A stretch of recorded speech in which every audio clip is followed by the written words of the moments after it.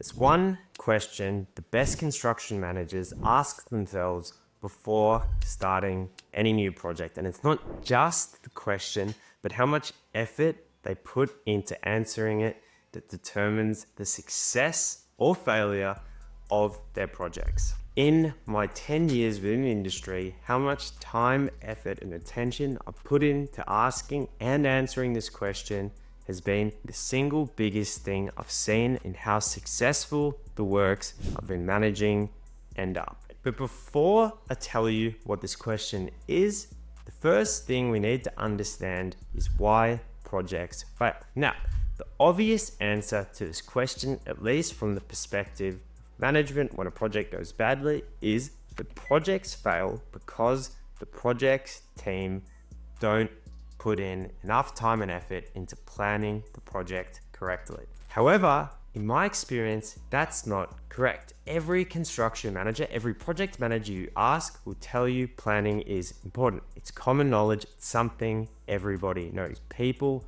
love to plan and prepare for their projects. Everybody knows the saying, failing to plan is planning to fail. The fact you need to plan your projects is not some great insight that you're going to build a successful career off. It's your ticket to play as a project manager. It's the barrier to entry.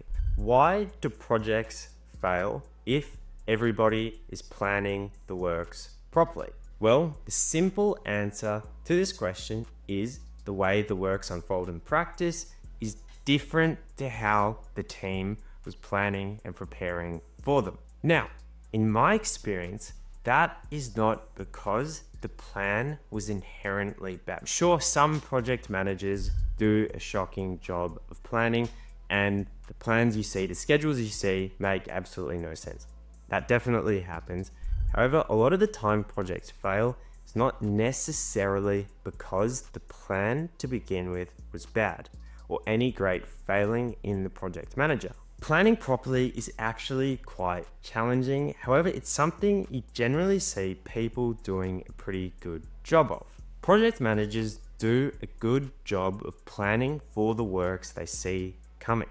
The key word here is that they plan and prepare for what they know will happen in the future. However, construction projects, by their very nature, involve a lot of unknowns. They involve a lot of different uncertain events and conditions that can impact the success or the failure of the project. We don't know when we're planning how much it's going to rain, exactly how long the materials are going to get to site, or the actual conditions of the ground. We don't know if there's significant errors in the drawings and specifications. All of these unknowns have significant potential to disrupt our project, and when you think about thousands of little factors like this that relate to project success, you can begin to see that projects involve a lot of uncertainty. Ultimately, projects fail because this uncertainty unfolds in a negative way. Risks play out and cause significant disruption to the project. Ultimately, plans fail due to a simple truth about projects: they involve uncertainty. It makes perfectly planning and preparing for everything simply impossible. Now, as a construction project manager, what does this uncertainty mean for you?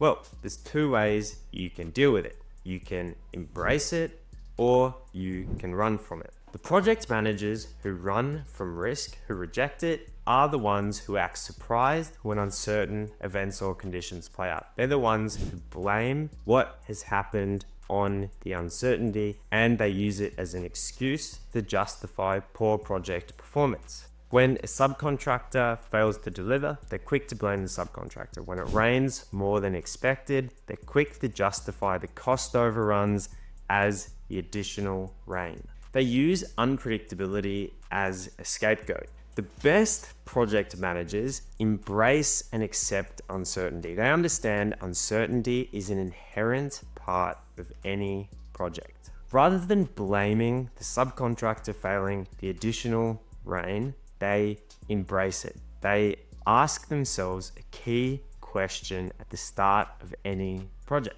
They ask themselves, what could go wrong. They then devote their time and attention at the start of the project, when they can still do something about it, to answering this question, identifying every possible way the project could go wrong, and to work out what can they do about it. When a key subcontractor fails, they have a backup plan. They've already worked out another contractor they can get in to help them finish their work.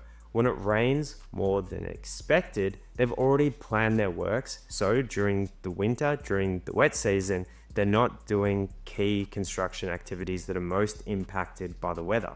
They're more effective at managing uncertainty because they've embraced uncertainty during the planning process by asking themselves the key question of what could go wrong. So, to take your construction management career to the next level, the simplest thing you could do is embrace uncertainty. Before any project, ask yourself what could go wrong, then plan and prepare for it. Understand that uncertainty is a reality of projects.